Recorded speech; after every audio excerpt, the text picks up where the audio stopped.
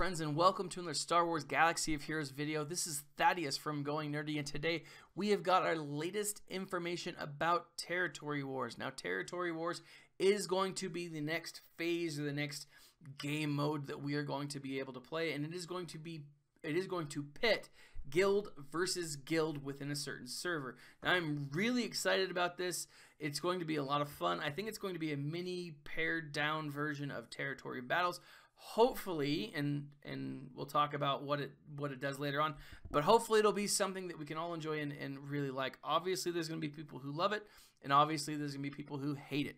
I am looking forward to see what it is. Now, if you would like to see what it is, tomorrow, November 14th, they are doing a beta test for the Territory Battles. Now, if you would like to sign up, it is open for the first 10,000 players, on a first-come, first-served basis.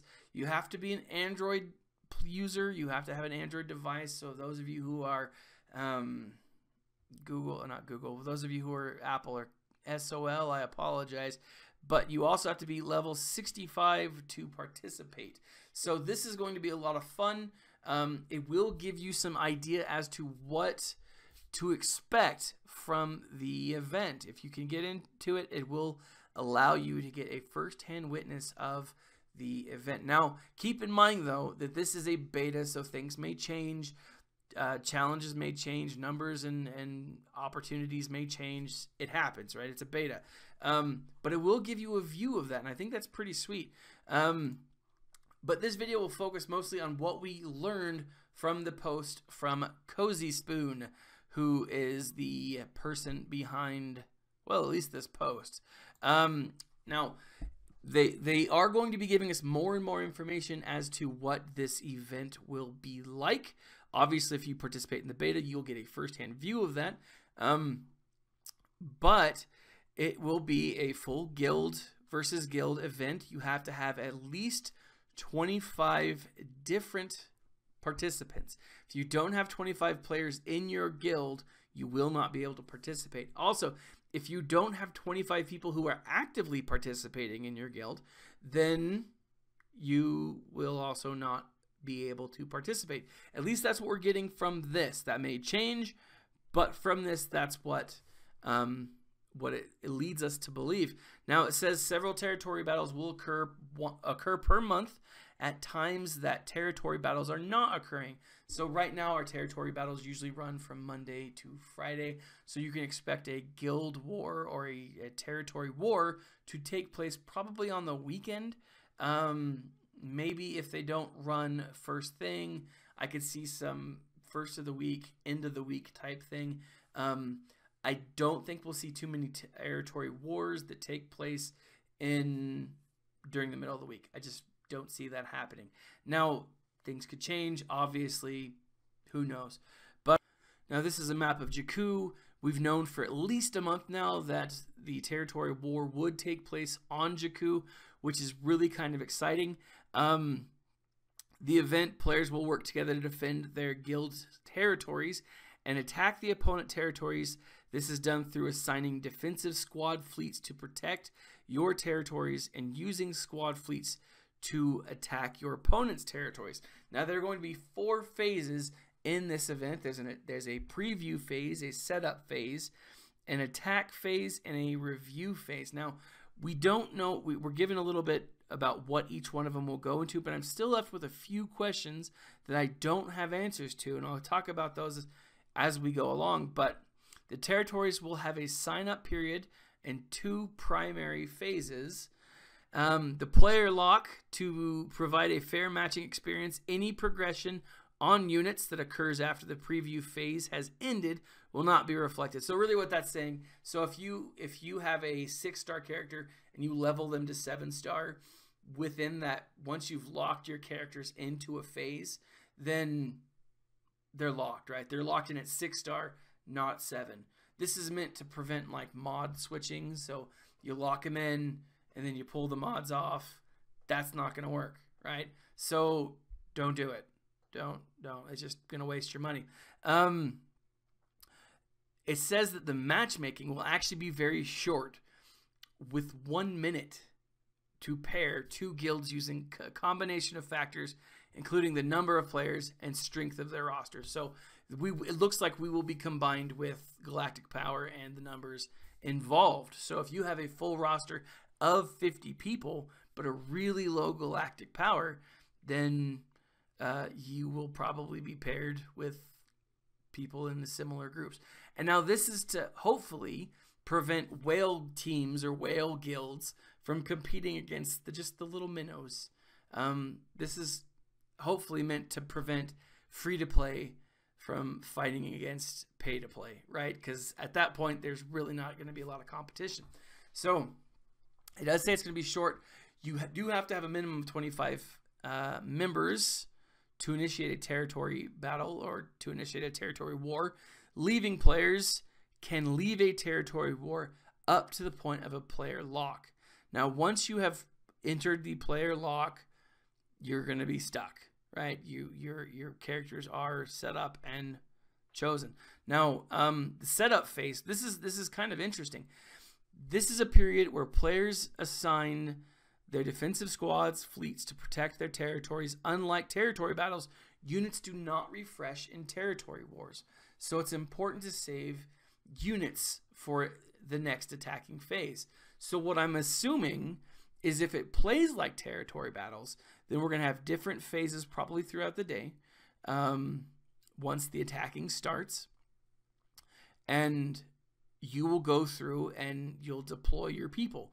But you will have set up all of your defensive teams across the board before the attacking phase even begins. Now, that's what I'm assuming. I'm not entirely sure. But if it plays like territory battles, then we'll probably set up all defensive people, and then you'll use the rest to attack. Now, here's the thing, though. Once you have set up those characters, once they are established in a defensive position, you will not be able to use them for the rest of the battle, right? You won't be able to use them to attack. So what I'm assuming is you're going to want to feel this out, right? You're going to want to select defensive teams that are good, but not so good that you're not going to be able to use them to attack later on. So moving on, the setup phase, just remember that once they're locked, they're locked. If you have them set to defensive, they're not going to be able to attack. So keep that in mind. Also, territory battles, all contribution limits, such as numbers of defensive squads that can be assigned, are guild limit, not player limit. Right now, with territory battles, you can only assign a certain number of people per shipment or per phase. Those reset each phase. These will not. But instead of it being limited by person, instead this will be limited by guilds. And so I'm curious to know what that looks like in the practical aspect. But the idea is it will allow flexibility for guildmates who cannot participate in the whole event to take on a defensive role and to place all their troops down on a defensive role and place all their troops down on attacking roles and focus on offense, right? And so if you have really terrible squads or if you're still a new player and you don't have a lot of really built out squads, what this will do is allow you to focus where you want your groups to be, right? If you have a really great defensive team, but not so good of attacking teams, then, you could put your defensive teams down in a strategic place and, send in the rest of your troops when the attacking phase comes. To ensure everyone understands that units do not refresh between phases, you'll get a prompting message, so that's kind of cool. Units must be over a specific power to participate. So just like in territory battles, you're probably going to want to keep your characters to a specific limit. In territory battles, I would suggest and I made a complete video over this, I would suggest territory battles having all of your characters at gear level 7 and at least level 53, if not 60. We'll probably also have to have a star rating associated with this. as the territory battles progress. So you may not want to use your best attackers right off the bat. You may. We'll see what that looks like here in the next couple of days for those of you who participate in the beta. But then it goes to attacking phase. The attacking phase, in this phase, players attack the opponent's defensive squads on front territories. Defensive squads have persistent health exactly like Galactic War, so players need to work together to defeat their opponents. So what I think we're going to see a lot of is a concept that I consider, or I call the sacrificial lamb, or the sacrificial team. You have a team that you've put together that's strong enough to maybe trigger some of those more powerful abilities from your opponent. They'll kill your team, but you'll lower their protection, you'll lower their turn meter, and then you bring in another team and just demolish, right? Here's the thing, though. Once you've used a team to attack in a certain phase, that's it. It seems like they can only attack once per phase or once per territory war. So you will have to work together to get this done as a guild. Now, I'm excited about that. Communication, just like in territory battles, is going to be key for territory war. So keep that in mind. So moving on, we got some really cool features. Earning banners, so the reward phase or review phase. That's the final phase. And the way that I'm going to see, the way that I imagine this is going to look like is what we see in that last hour of a raid, right? We have, once the last person has defeated the Rancor or the tank, anyone who's still in it can still do damage. Anyone who's in it can still attack and defeat the enemy. However, anyone who's in it, who's out of it, can't go in, right? It makes sense. So what we'll be able to see in that last period of time, whatever it looks like, you can review, see who's earned the most points, see who did what where, and how effective you are.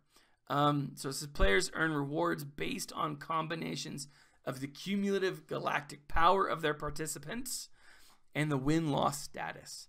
This is to reward both winning and the difficulty of the match. All rewards will be equally distributed to all members of the guild who have participated in the war. Participation is key. We are getting participation trophies.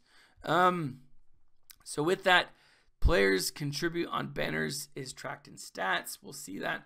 We did get some new tools as far as tracking stats for territory battles. I'm sure we'll get something like that for territory wars. Leaderboards, you know, the first guilds that win a territory will be placed on the leaderboard based on the galactic power of the opponent they defeated, and then it'll just keep getting more and more and more as they progress. I'm really kind of excited about this. I like the look of it. I'm curious to know.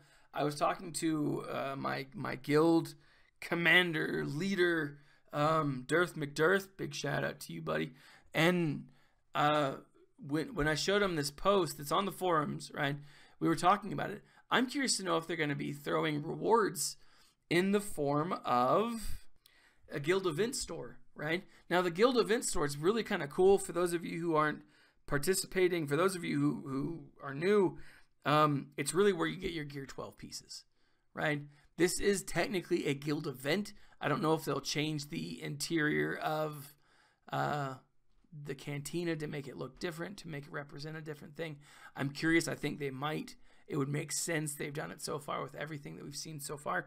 But if that's the case, then we could be getting more of an opportunity to farm Gear 12 pieces, which means Carbontes, we're coming after you guys. It means that a lot of those more difficult pieces to farm might have just become more easy to farm.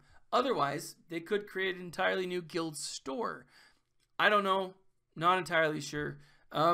We shall see. I'm very excited about this.